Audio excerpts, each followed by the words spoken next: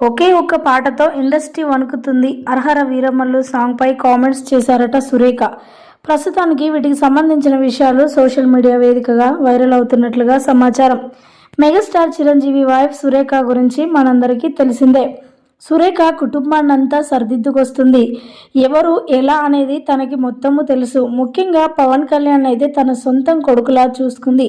రామ్ చరణ్ విషయంలో అంత జాగ్రత్తగా అంత ప్రేమగా ఎప్పుడూ కూడా కనిపించలేదు. కానీ పవన్ కళ్యాణ్ ఎప్పుడైనా ఇంటికి వస్తున్నాడు, పవన్ కళ్యాణ్ ఖచ్చితంగా వస్తాడు అని తెలిస్తే మాత్రం తనకు సంబంధించిన ప్రతి వంటకం కానీ తనకి ఇష్టమైంది ప్రతిదీ కూడా ఏర్పాటు చేసి అక్కడ పెడుతుందట.